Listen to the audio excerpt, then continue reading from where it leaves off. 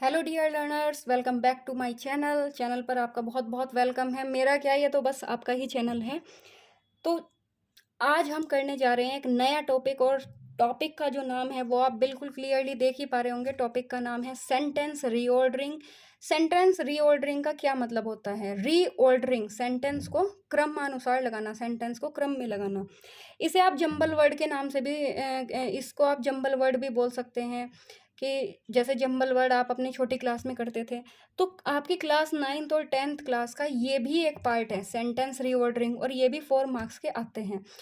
वो बच्चे जो इंग्लिश में 90+ स्कोर करते हैं, वो इन्हीं छोटे छोटे टॉपिक को भी सीरियसली लेते हैं और इनके ऊपर भी बहुत अच्छी प्रैक्टिस करते हैं। जबकि जो बाकी एवरेज स्टूडेंट्स हैं वो क्या करते हैं, वो बस लिटरेचर लर्न कर लेते हैं या फिर लेटर वगैरह वो थोड़ा उसकी प्रैक्टिस करते हैं।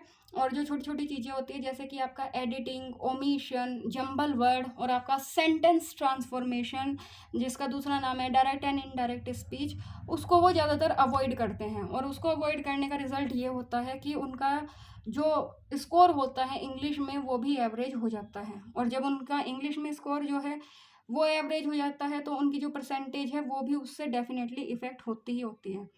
स्टूडेंट्स, एक्सरसाइज को स्टार्ट करने से पहले मेरी आप सबसे एक रिक्वेस्ट, मैथ और साइंस ये दो ऐसे सब्जेक्ट हैं जिनमें बहुत ज़्यादा एफर्ट की रिक्वायरमेंट होती है, और हमें करनी भी चाहिए, क्योंकि ये दोनों सब्जेक्ट जो हैं ये बहुत ज़्यादा प्रैक्टिस मांगते हैं। लेकिन आप देखिए, इंग्लिश एक ऐसा सब्जेक्ट है, इसको अगर आप डेली आधा घंटा भी देंगे, इसको सिर्फ आधा घंटा या सिर्फ इसको 1 घंटा, या ऐसा कर लीजिए आप कि एक दिन आधा घंटा, एक दिन 1 घंटा, एक दिन आधा घंटा, एक दिन 1 घंटा, अगर आप इसको डेली आधा घंटा भी देते हैं, तो आप और हर एक टॉपिक को अच्छे से देखते हैं, अपना सारे कॉन्सेप्ट अच्छे से क्लियर करते हैं, तो आपके मार्क्स 90+ आने से कोई नहीं रोक सकता।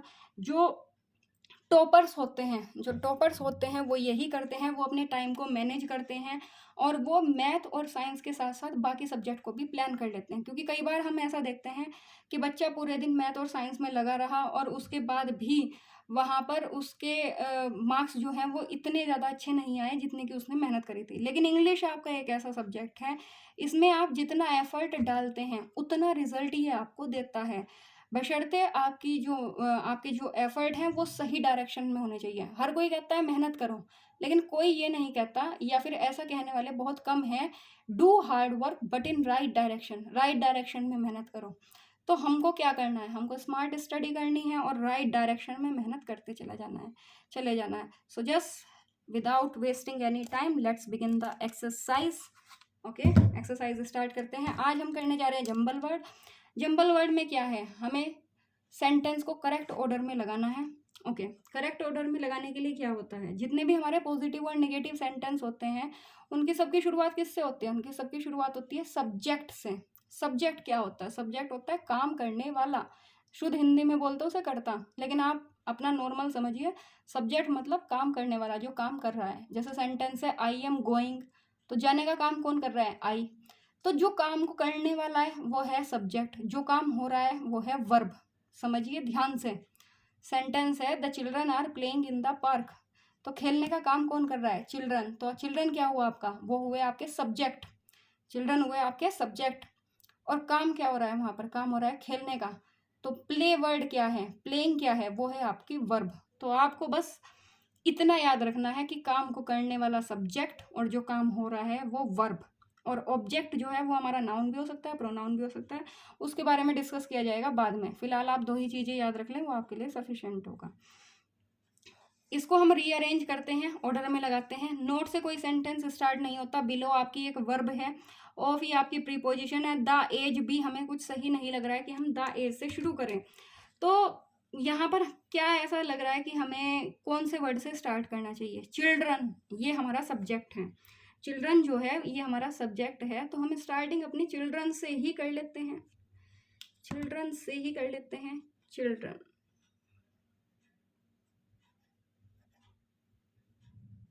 Okay, children.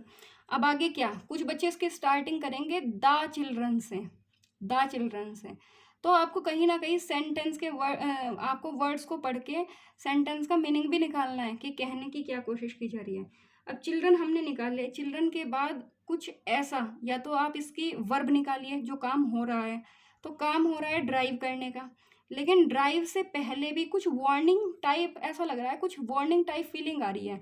Below the as 18 of, तो पढ़ने में ही ऐसा लग रहा है कि 18 साल से कम उम्र के बच्चों को ड्राइविंग नहीं करनी चाहिए। मस्ट का मतलब होता है चाहिए, शुड का मतलब होता है चाहिए। मस्ट जब हम किसी को उसकी ड्यूटीज रियलाइज करा रहे हैं, उसके कर्तव्य याद दिला रहे हैं, तो मस्ट। और शुड जब हम किसी को एडवाइस कर रहे हैं, वैसे इनके बहुत सारे यूज होते हैं, लेकिन आप शॉर्ट में याद रखिए, किसी को उसकी ड्यूटीज रियलाइज कराना, उसे उसके कर्तव्यों का आभास दिलाना मस्ट, और किसी को एडवाइस करना, सजेस्ट करना, वो आपका शुड। तो चिल्ड्रन, यहाँ पर हमें कुछ अजीब लग रहा है, तो हमने इसे जो फॉर्म करा वो कुछ ऐसे करा, below the age of, children below the age of, तो हम लिखेंगे children below the age of, the age of कितने साल की एज, 18 ईयर्स, ये आ गया 18 years, children below the age of 18 years.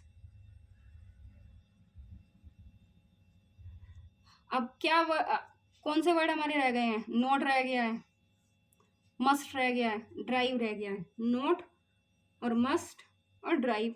तो करना क्या है, कुछ नहीं, पहले हेल्पिंग वर्ब लगाओ, फिर नोट लगा लो, फिर आप अपनी वर्ब लगा लो, देख लो क्या इसमें फिट बैठ रहा है। जो मस्ट है वो आपके मोडाल्स हैं, can, could, may, might, will, shall, would, should, ये आपके मोडाल्स कहलाते हैं।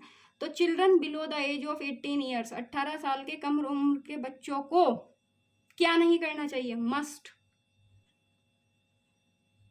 मस्ट नॉट ड्राइव, ड्राइव नहीं करनी चाहिए। लेकिन आजकल तो करते हैं, और ना सिर्फ करते हैं बल्कि इतनी स्पीड के साथ करते हैं कि बस पूछो मत। रेड पेन से राइटिंग सही नहीं आ रही है, ब्लू यूज करेंगे।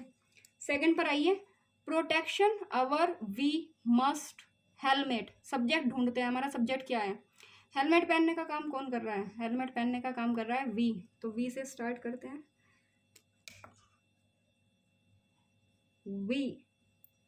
वी के बाद हमारा क्या आएगा, वी के बाद हमारा हेल्पिंग वर्ब, अगर है तो हेल्पिंग वर्ब लगाओ, मोडाल्स है तो मोडाल्स लगाओ, we must, we must, we must.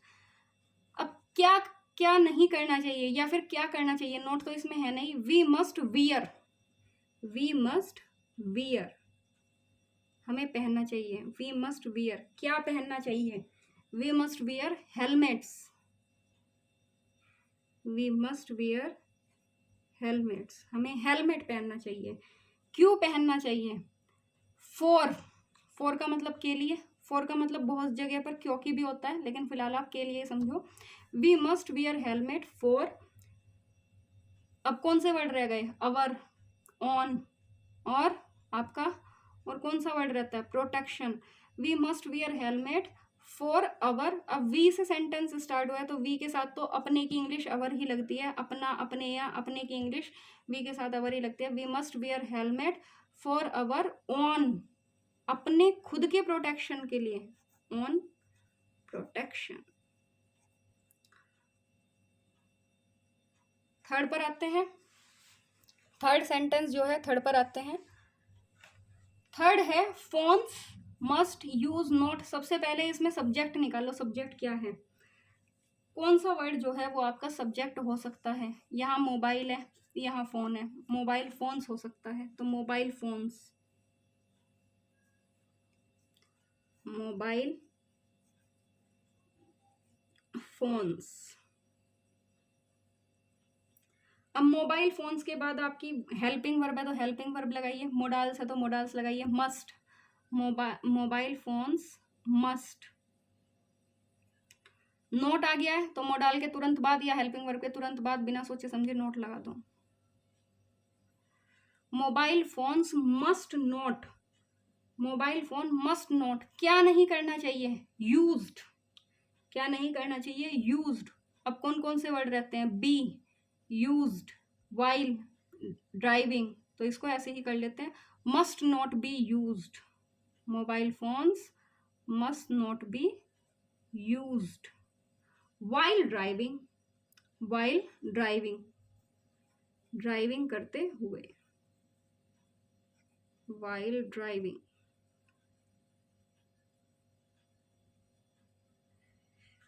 तीन सेंटेंस हम पूरे एफर्ट के साथ कंप्लीट कर चुके हैं और अब करते हैं हम फोर्थ सेंटेंस। तो फोर्थ सेंटेंस में फटाफट से ढूंढिए सब्जेक्ट।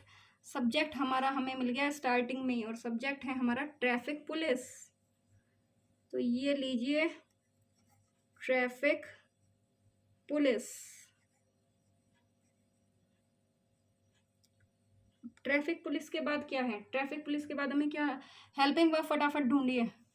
इन तीनों वर्ड में आपका यहाँ तीनों सेंटेंस में हमें मस्ट जरूर मिला था। अब यहाँ देखते हैं यहाँ मस्ट है नहीं, हेल्पिंग वर्ब है इज को लेते हैं। Traffic police is, traffic police is. अब ट्रैफिक पुलिस क्या कर रही है? इंक्रीज रोड सेफ्टी, या तो मेकिंग होगा या इंक्रीज होगा, लेकिन ये टू इंक्रीज है तो टू इंक्रीज तो आ नहीं सकता। इन्फिनेटिव वर्ब्स तो हमेशा बाद में आती है, पहले वो वाली वर्ब आती है जो टेंस के अकॉर्डिंग चेंज हो जाती है। Is making, traffic police is making.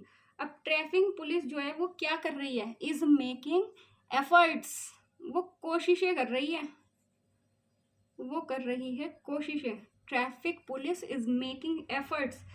कैसे एफर्ट्स कर रही है? कैसे एफर्ट कर रही है? ट्रैफिक पुलिस आ गया, इज आ गया, मेकिंग एफर्ट आ गया। To increase safety on the road, लो बन गया to increase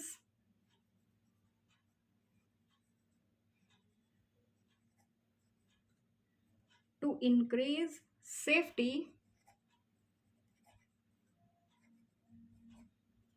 to increase safety on the roads, to increase safety on the roads. So we have successfully completed our first exercise of sentence reordering. I hope you like it. बहुत मेहनत लगी है students, पंखा भी बिल्कुल बंद करा हुआ है, गर्मी हो रही है बढ़िया वाली। तो आई होप आपको सेंटेंस रीऑर्डरिंग की ये वाली एक्सरसाइज बहुत अच्छे से इसका कॉन्सेप्ट समझ आया होगा, क्योंकि पेपर में एग्जाम में हमारे ऊपर प्रेशर होता है। हमें आता तो सब कुछ है, कुछ बच्चे ऐसे हैं उनका टेंस का टॉपिक क्लियर है, लेकिन उनको आप सेंटेंस रीऑर्डरिंग दे दो वो नहीं बना पाएंगे, वो सेंटेंस का मीनिंग ही नहीं निकाल पाते। तो हमको अपनी टाइमिंग को भी टेस्ट करते रहना है और टाइमिंग को भी इम्प्रूव करना है, एक्यूरेसी को भी इम्प्रूव करना है। ओके, तो 4 स्टेप होते हैं। Listen, learn, retain, apply. Listen किसी बात को सुनना, उसके बाद लर्न मतलब उसे सीखना, रिटेन मतलब उसे संभाल कर रखना, और अप्लाई टाइम पढ़ने पर उसको अप्लाई कर देना एग्जाम में। लेकिन बहुत सारे स्टूडेंट्स के साथ प्रॉब्लम होती है, 3 स्टेप्स को तो वो बड़ा अच्छे से फॉलो करते हैं, लेकिन बात जहाँ अप्लाई की आती है अप्लाई नहीं कर पाते। अप्लाई कब कर पाएंगे? अप्लाई कर पाएंगे जब आप करेंगे प्रैक्टिस। जितनी ज़्यादा आपकी होगी प्रैक्टिस उतनी ही ज़्यादा आपकी होगी कैपेसिटी बढ़िया, और आप में इम्प्रूवमेंट ज़्यादा से ज़्यादा आएगा। Thank you so much students, have a nice day, goodbye, शुभ रात्रि।